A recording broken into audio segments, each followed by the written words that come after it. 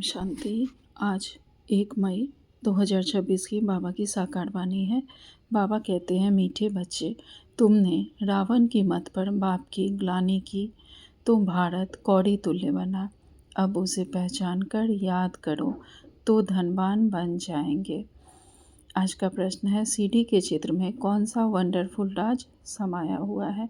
उत्तर में बाबा कहते, आधा कल्प है भक्ति की डांस और आधा कल्प है ज्ञान की डांस। जब भक्ति की डांस होती है तो ज्ञान की डांस नहीं होती, और जब ज्ञान की डांस होती है तो भक्ति की नहीं होती। आधा कल्प रावण की प्रारब्ध चलती और आधा कल्प तुम बच्चे प्रारब्ध भोगते हो।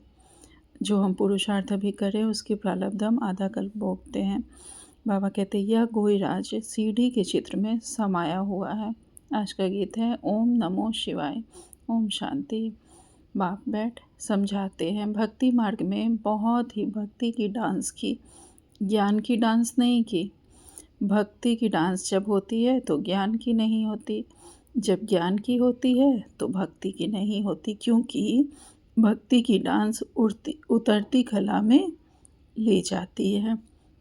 सतयुग त्रेता में भक्ति होती नहीं, भक्ति शुरू होती है द्वापर से।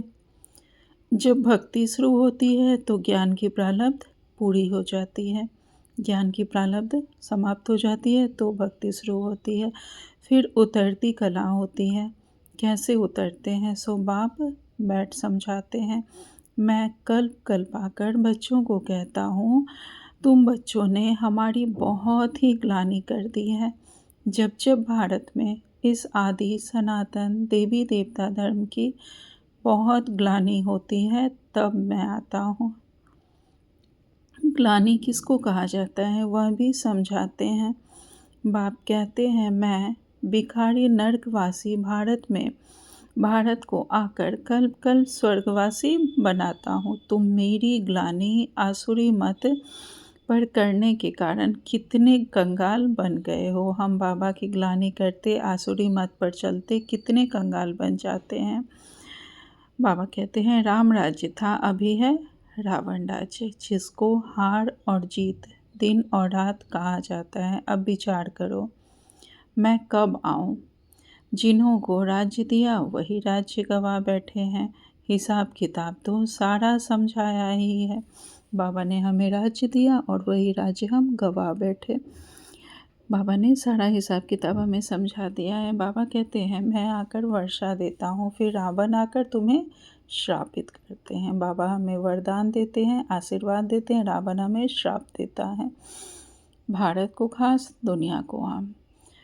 भारत की महिमा का भी किसको पता नहीं है। पहले पहले भारत ही था, कब था, कैसे था, कौन राज्य करते थे, किसको कुछ भी पता नहीं है, कुछ भी समझते नहीं हैं। जो देवता थे, शक्ल मनुष्य की, सीरत देवताओं की थी।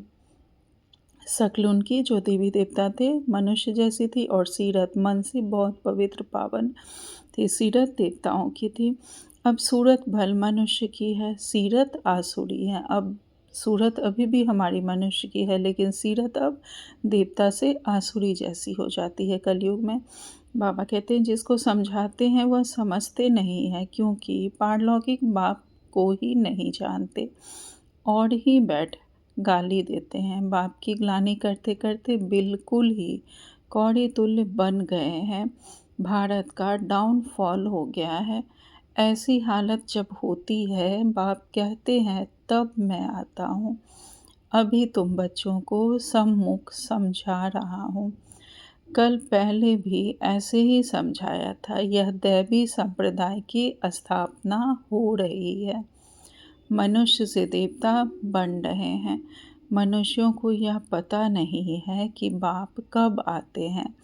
सतयुग त्रेता में तुम बड़ी खुशी में प्रारब्ध भोगते हो, फिर द्वापर से रावण का श्राप पाते पाते बिल्कुल ही खत्म हो जाते हो। जैसे देवताएं प्रारब्ध भोगते भोगते त्रेता के अंत में खत्म हो जाते हैं, फिर रावण की आसुरी प्रारब्ध शुरू होती है। भक्ति भी पहले और व्यभिचारी होती है, फिर व्यभिचारी होती है। पहले एक की पूजा करते हैं, फिर अनेक देवी देवताओं की करने लगते हैं। सीढ़ी ठीक बनी है। हर एक चीज़ सतो प्रधान, सतो रजो तमो बनती है। खाद बढ़ती जाती है, मिलावट होती जाती है। तुम बच्चों को समझाया तो बहुत अच्छी रीति जाती है, बहुत अच्छी रीति से समझाया जाता है, परंतु धारणा कम होती है। कोई को में तो समझाने का बिल्कुल ही अक्ल नहीं है। कोई अच्छे अनुभवी हैं जिसकी धारणा बड़ी अच्छी होती है, नंबरवार तो होते हैं ना। धारणा में भी बाबा के बच्चे नंबरवार होते हैं। जो अच्छी धारणा करते हैं वो अच्छे से समझा सकते हैं। बाबा कहते हैं स्टूडेंट एक समान नहीं होते, कुछ ना कुछ नंबर ज़रूर रखेंगे। कोई को भी समझाना है बहुत सहज। बाप कहते हैं मुझे याद करो, मैं तुम्हारा बेहद का बाप, सृष्टि का रचयिता हूँ।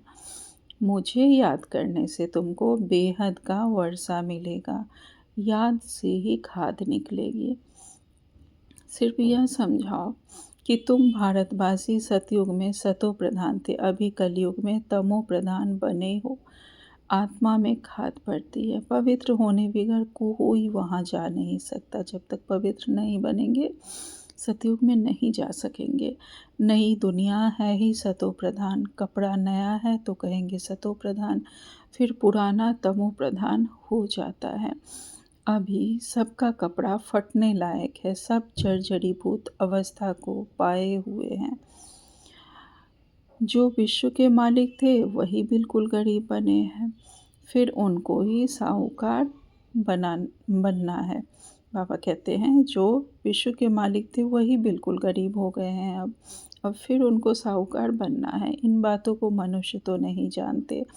भारत स्वर्ग था, इन लक्ष्मी नारायण का राज्य था और सब धर्म वाले तो बाद में आए हैं। बाप तुमको रियल बात बैठ समझाते हैं। गीता का देखो कितना मान है, पढ़ते पढ़ते बिल्कुल ही नीचे गिर गए हैं। तब पुकारते हैं हे पतित पावन आओ, हम भ्रष्टाचारी बन गए हैं।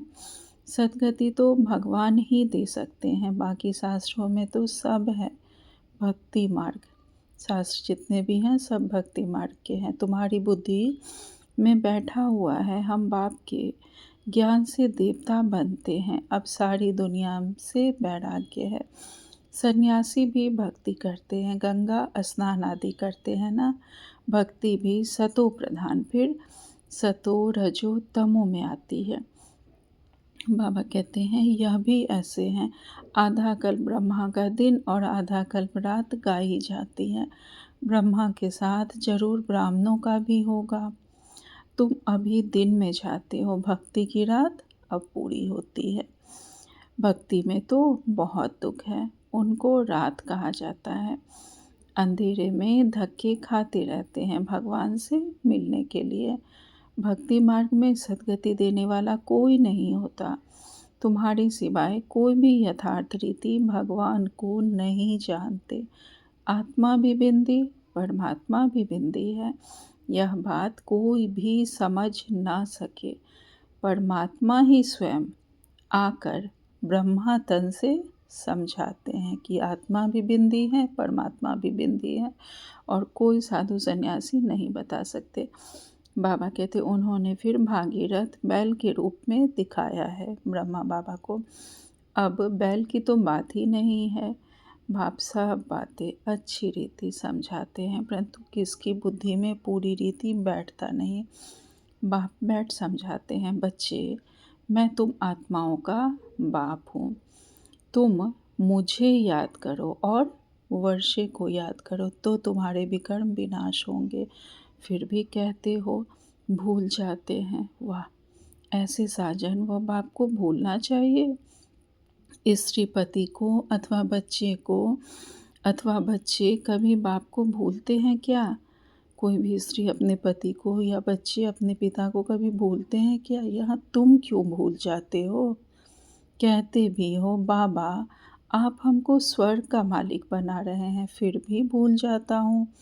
बाप कहते हैं याद नहीं करेंगे तो अंदर जो कट चढ़ी हुई है वह कैसे निकलेगी। अगर हम बाबा को याद नहीं करेंगे तो अंदर जो हमारी खाद है वो कैसे निकलेगी आत्मा की। बाबा कहते मुख्य बात है ही याद की, अपना कोई दूसरे धर्म से ताल्लुक़ नहीं है। स्कूल में तो हिस्ट्री ज्योग्राफी समझाते हैं, कोई तो बिल्कुल भी समझते नहीं। बाप पढ़ाते हैं या बुद्धि में बैठता ही नहीं। अच्छा, बाप और वर्षा तो याद करो कि यह भी भूल जाते हो। बाबा से हमें क्या वर्षा मिलने वाला है, कौन हमें देगा, यह भी भूल जाते हो। बाबा कहते हैं जिसके लिए आधा कल्प से भक्ति करते आए हो उस बाबा को याद नहीं करते। तुम बच्चों की बुद्धि में है, अब हम यह शरीर छोड़ रजाई में जाएंगे। यह अंतिम जन्म है हमारा। सूक्ष्म वतन में उनके फीचर्स तो वही देखते हो, बैकुंठ में भी देखते हो। जानते हो यह मम्मा बाबा ही लक्ष्मी नारायण बनते हैं। तुम जब सतयुग में रहते हो तो समझते हो कि यह एक शरीर छोड़ दूसरा लेना है। वहाँ उनको यह पता नहीं रहता कि सतयुग के बाद त्रेता आएगा, द्वापर आएगा, हम उतरते जाएंगे। ज्ञान की बात ही नहीं रहती, ज्ञान उस समय नहीं याद रहता है, बस हम सुख भोगते जाते हैं। शरीर छोड़ने का भी हमें दुख नहीं होता, खुशी खुशी शरीर एक छोड़ दूसरा लेते हैं। वहाँ ज्ञान की कोई बात ही नहीं रहती है। बाबा कहते हैं पुनर्जन्म लेते रहते हैं, वहाँ आत्माभिमानी रहते हैं, फिर आत्माभिमानी से देह अभिमानी बन जाते हैं। यह नॉलेज सिर्फ तुम ब्राह्मणों को है और कोई के पास नहीं है। यह ज्ञान ज्ञानेश्वर जो ज्ञान का सागर बाप है वही सुनाते हैं। जरूर ब्रह्मा के बच्चे ब्राह्मणों को ही सुनाएंगे। ब्रह्मा के बच्चे हैं ब्राह्मण संप्रदाय। रात दिन का फर्क है। तुम पुरुषार्थ कर संपूर्ण गुणवान बनते हो। संपूर्ण निर्विकारी गृहस्थ व्यवहार में रहते भी तुम बाप को याद करो। कर्म तो करना ही है ना। बुद्धि का योग बाप के साथ लगा रहे। कर्म भल कर कोई भी करो, बढ़ई का काम करो व रजाई का करो। राजा जनक का भी गायन है ना, रजाई करते रहो परंतु बुद्धि का योग बाप से लगाओ तो वर्षा मिल जाएगा। बाप कहते हैं मन मना भव मामेकम याद करो। शिव बाबा कहते हैं सिर्फ शिव कहने से लिंग याद आएगा और तो सबके शरीर का नाम लिया जाता है। पाठ शरीर से बजाते हैं। अभी तुमको आत्माभिमानी बनाया जाता है जो आधा कल्प चलता है। इस समय सभी हैं देह अभिमान में, वहाँ आत्म अभिमानी होंगे। यथा राजा रानी तथा प्रजा, जैसे राजा रानी आत्माभिमानी वैसे ही प्रजा भी। आयु तो सबकी बड़ी होती है, यहाँ सबकी आयु कम है। तो बाप सम्मुख बैठ बच्चों को कितना अच्छी रीति समझाते हैं। हे आत्माओं, क्योंकि आत्मा ज्ञान लेती है, धारणा आत्मा में होती है। बाप को शरीर तो है नहीं, आत्मा में ही सारा ज्ञान है। आत्मा भी स्टार है, बाबा भी स्टार है, परमात्मा भी स्टार है। वह पुनर्जन्म नहीं लेते, आत्माएं पुनर्जन्म लेती है। इसलिए बाबा ने काम दिया था कि परमात्मा की महिमा और बच्चे की महिमा लिख कर आओ। दोनों की अलग अलग है। श्री कृष्ण की अलग महिमा है, वह साकार वह निराकार। श्री कृष्ण साकार और परमात्मा निराकार।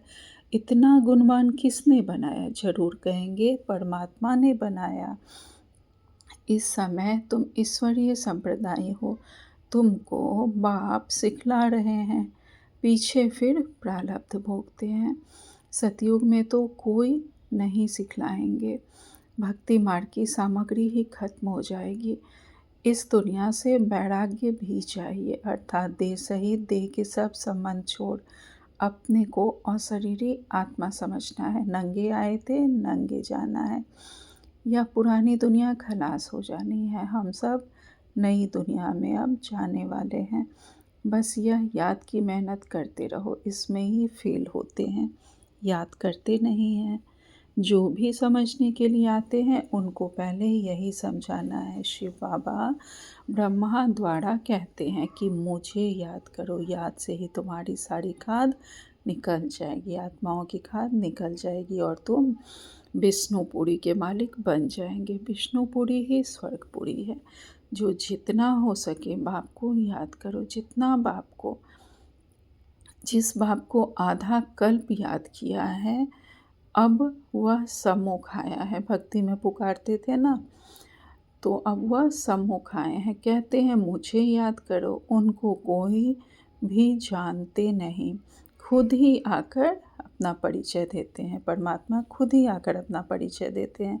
जो हूँ जैसा हूँ ऐसा कोई विरला जानते हैं और निश्चय करते हैं। निश्चय कर लेते तो पुरुषार्थ कर वर्षा पा लेते हैं। जिनका परमात्मा में निश्चय हो जाता है वो पुरुषार्थ कर लेते हैं और वर्षा भी पा लेते हैं। शिव बाबा कहते हैं मुझे याद करने से ही तुम्हारे विकर्म विनाश होंगे और तुम पवित्र बन पवित्र दुनिया के मालिक बनेंगे। विकर्म कोई भी नहीं करना है। अच्छा, मीठे मीठे सिखिंदे बच्चों प्रति माता पिता बाप दादा का याद प्यार और गुड मॉर्निंग। रूहानी बाप की रूहानी बच्चों को नमस्ते। हम सब रूहानी बच्चों की रूहानी माता पिता बाप दादा को याद प्यार गुड मॉर्निंग और नमस्ते नमस्ते नमस्ते। शुक्रिया बाबा, आपका पद्मा पदम शुक्रिया। आज धारणा के लिए मुख्य सार में बाबा ने पहली पॉइंट कही है, पुरुषार्थ कर संपूर्ण गुणवान बनना है। कर्म कोई भी हो लेकिन बाप की याद में ही करना है। कोई भी विकर्म अब नहीं करने हैं, कोई भी हिसाब किताब अब हमें नहीं बनाना है। दूसरी पॉइंट में बाबा कहते हैं यह पुराना कपड़ा था, शरीर हमारा जर्जरी भूत हो गया है, फट गया है। इससे ममत्व, इससे मोह ममता हमें निकाल देनी है। आत्मा को सतो प्रधान बनाने का अब हमें पूरा पूरा पुरुषार्थ करना है। आज बाबा ने हमें वरदान दिया है अखंड स्वराज्य अधिकारी भव। बाबा कहते सदा अतीन्द्रिय सुख की अनुभूति करने वाले अटल अखंड स्वराज्य अधिकारी भव। विस्तार में बाबा कहते जो बच्चे संगम पर अतीन्द्रिय सुख का वर्षा सदा काल के लिए प्राप्त कर लेते हैं, अर्थात जिनका बाप के विल पर पूरा अधिकार होता है, वे विल पावर वाले होते हैं। उन्हें अटूट अटल अतीन्द्रिय सुख की अनुभूति होती है। ऐसे वारिस अर्थात संपूर्ण वर्षे के अधिकारी ही भविष्य में अटल अखंड स्वराज्य का अधिकार प्राप्त करते हैं। स्लोगन में बाबा कहते हैं जहाँ मेरापन आता है वहाँ बुद्धि का फेरा हो जाता है। जो है सब बाबा का। आज मातेश्वरी जी के अनमोल महावाक्य भी हैं। चढ़ती कला और गिरती कला का मुख्य जड़ क्या है? मम्मा कहती हैं बहुत मनुष्य यह प्रश्न पूछते हैं कि जब इतना पुरुषार्थ कर जीवन मुक्ति पद को पाते हैं तो वहाँ क्या कारण बनता जो हम नीचे गिरते चले जाते हैं। सतयुग में, सतयुग के बाद फिर द्वापर से हम गिरते चले जाते हैं। भल हम कहते हैं यह हार और जीत का खेल है। इसमें चढ़ती कला और उतरती कला होने के कारण होने का कोई भी कारण जरूर है। इसमें चढ़ती कला और उतरती कला होने का भी कोई कारण जरूर है, जिस कारण के आधार पर यह खेल चलता है। मम्मा कहती हैं जैसे पुरुषार्थ से हम चढ़ रहे हैं वैसे गिरने का भी कारण जरूर है। अब कारण भी कोई बड़ा नहीं है, जड़ा सी भूल है। जैसे परमात्मा कहते हैं मुझे याद करो तो मैं तुमको मुक्ति जीवन मुक्ति पद दूंगा, वैसे ही जब बॉडी कॉन्शियस हो परमात्मा को भूलते हैं तो गिरते हैं, फिर वाम मार्ग में चले जाते हैं, फिर 5 विकारों में फंसने से दुख उठाते हैं। तो यह हुआ अपना दोष, ना कि रचता का दोष। जो लोग कहते हैं दुख सुख परमात्मा ही देता है, यह कहना तो बिल्कुल रॉन्ग है। बाबा सुख रचता है, ना कि दुख रचता। बाकी हम श्रेष्ठ कर्म से सुख उठाते हैं और भ्रष्ट कर्म से दुख उठाते हैं। बाकी अच्छे कर्म का फल और बुरे कर्मों का दंड परमात्मा द्वारा अवश्य मिलता है, परंतु ऐसे नहीं कहेंगे कि सुख दुख दोनों परमात्मा देता है। नहीं, परमात्मा तो चढ़ती कला में हमारे साथ है, बाकी गिराने वाली तो माया है।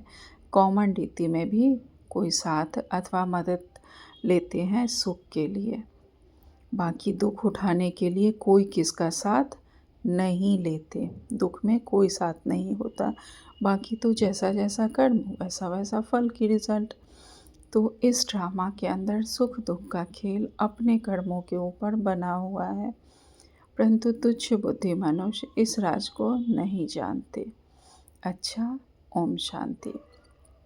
आज का अव्यक्त सारे हैं। इस महीने की थीम है सदा अचल अडोल एक रस स्थिति का अनुभव करो। बाबा कहते हैं समय प्रमाण अब सदा अचल अटोल सर्व खजानों से संपन्न रहो। थोड़ा भी डगमग हुए तो सर्व खजानों का अनुभव नहीं होगा। बाप द्वारा मिले हुए खजाने को सदा कायम रखने का साधन है सदा अचल अडोल रहना।